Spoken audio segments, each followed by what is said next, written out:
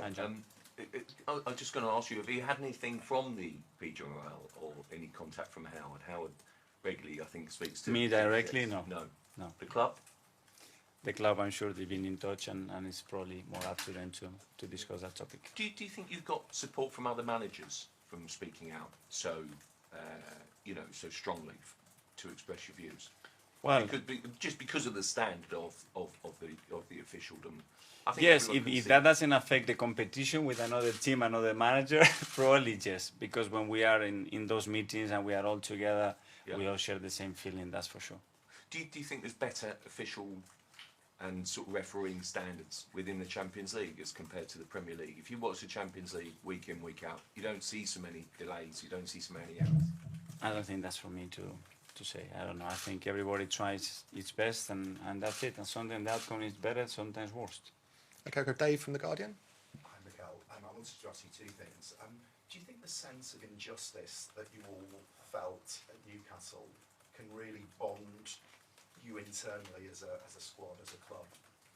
Well, there is a really bond team. There is a really bond club at the moment, but well, certainly it shows the unity, the way we acted to express externally how we feel, and we have to do that. And if we want to transmit what we want to do, you have to speak loud and clear and put yourself in the line when it's needed to. And this is what we've done. I also think, I know you've already been asked this and you've actually dodged this question, but I do think it's worth asking again if you can explain what specifically you were unhappy about with the goal. No, I can say it like I can explain you anything. Okay, we'll go to Mark from The Sun. Can I just ask you about Gabby Jesus, who has been called up by Brazil, which seems quite strange, bearing in mind he's injured. I mean, does that come as a surprise to you?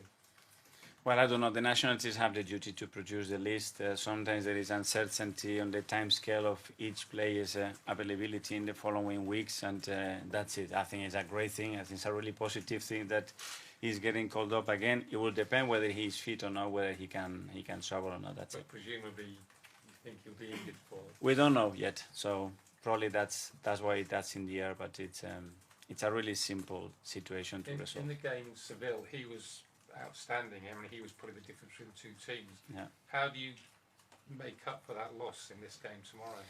Well, obviously he's been out for a while. In this start of the season, I think the Premier League he only had one start, and he's one of our top players and the players that can produce those magic moments that are necessary to consistency win. But we have to adapt. We haven't got it tomorrow. Tom from Football London. Hi, Mikel. Hi. We heard from Gabby Jesus at the start of the Champions League kind of run that a lot of the young players have been playing the theme tune in the dressing room and stuff, and kind of that belief of playing in the new competition. How do you feel those young players have now adapted to playing in such a big tournament?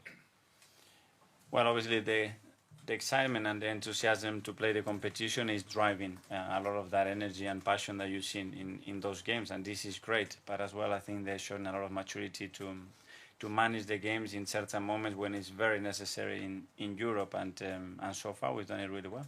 And obviously last season in the Europa League there was perhaps more opportunity to rotate players. You want two competitive options in most of the positions, if not all the positions, but that's not always easy to rotate in the Champions League because of the demands of the competition. How sustainable is it with the group when you've got players like Ray Ramsdale and Trossard, Martinelli, for instance? Well, I think the squad availability is really important to allow you to do those changes or not. At the moment we have 5 or 6 injuries, and then obviously the capacity to rotate in certain moments, even in the cups, is more limited. So yeah, when you have 22 outfield players fit and available, it's easier. At the moment it's a bit trickier. Gary from The Times. Can I just check, you said about you have the managers meetings and everyone sort of agrees. Do you have a mechanism in the season for the managers to talk together, and is there something coming up where you have a discussion about managers where you then can have that open discussion? Yeah, we have some opportunities to do so. They are limited because of the time and the schedules that everybody's at, but it's our duty to try to do everything that we can to support, give our voices and opinions very clear, and to try to get our feelings across and try to improve them. When is the next one? Because obviously it's an international break. I don't know when the next one is. Yeah. Okay, Isan from the Daily Mail. Hi, Mikel. As a manager, what was it like to have the club straight away come out with a statement to back you? And what did you make of the statement's wording? It was very strong and very direct in what it was trying trying to come across? Well, I think obviously it was great from my point of view. I didn't expect it. I said it's my duty to stand in front of you guys and give what I think, and then the club has got many options, and they decided to that one. I really appreciate it. I think the players did, everybody at the club did, and then it showed again that that we are one and that we are ready for anything that comes across to fight it in the best possible way. Going back to Andrew's speech after the game the other day, one of the lines he says is we have to respect the officials. What was your reaction or thoughts on that particular line in his speech? I fully agree that we have to respect, and this is what we try to do.